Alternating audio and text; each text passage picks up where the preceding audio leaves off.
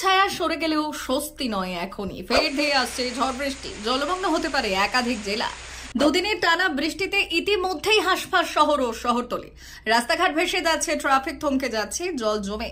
এমন পরিস্থিতিতে আরও এক দফা দুর্যোগের ইঙ্গিত দিল আবহাওয়া দপ্তর। যদিও গভীর নিম্নচাপ বাংলার ওপর থেকে সরে গেছে, তবুও এখনই কাটছে না বৃষ্টির ভয়। দক্ষিণবঙ্গের একাধিক জেলায় আবারও আছড়ে পড়তে চলেছে ভারী বৃষ্টি এবং ঝোড়ো হাওয়া। আবহাওয়া দপ্তরের সর্বশেষ বুলেটিন অনুযায়ী গভীর নিম্নচাপটি ঝাড়খণ্ড ও ওড়িশার উত্তরভাগ হয়ে ধেয়ে যাচ্ছে ছত্তিশগড়ের দিকে। আজ সন্ধ্যায় তা ছত্তিশগড়ে ঢুকবে এবং আগামীকাল সকালে মধ্যপ্রদেশ পৌঁছে ধীরে ধীরে তার শক্তি হারাবে। গত 6 ঘন্টায় নিম্নচাপটি ঘন্টায় প্রায় 25 কিলোমিটার বেগে পশ্চিম উত্তর পশ্চিম দিকে এগিয়েছে। তবে নিম্নচাপ বিদায় নিলেও দুর্যোগ এখনো পুরোপুরি কাটেনি। দক্ষিণবঙ্গের 5টি জেলায় আগামী 24 ঘন্টায় ভারী বৃষ্টির সম্ভাবনা রয়েছে। পূর্ব মেদিনীপুর, দক্ষিণ 24 পরগনা, হুগলি এবং কলকাতার বিস্তীর্ণ অংশে মাঝারি থেকে ভারী বৃষ্টিপাত হতে পারে।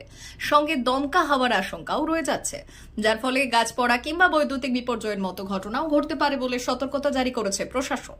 নিচু এলাকায় জল জমে যাওয়ার আশঙ্কা প্রবল। ইতিমধ্যেই কলকাতা বিমানবন্দর সংলগ্ন হলদিরাম এলাকার মতো গুরুত্বপূর্ণ স্থানে জলমগ্ন অবস্থার ছবি সামনে এসেছে। স্থানীয় বাসিন্দারা জানাচ্ছেন, দুদিন ধরে জমে থাকা জলে কার্যত ঘরবন্দি হয়ে পড়েছেন তারা।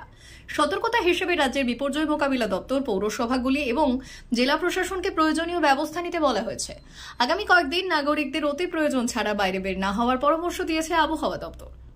সব মিলিয়ে নিম্নচাপ সরলেও বাংলার আকাশে এখনই ফিরছে না রোদের দেখা। বর্ষার ভ্রুকুটি এখনো কাটেনি, তাই সাবধানে চলাফেরা এবং আগাম সতর্কতা অবলম্বন হতে পারে একমাত্র উপায়। ব্যুরো রিপোর্ট, ভুবনগ্রাম সংবাদ।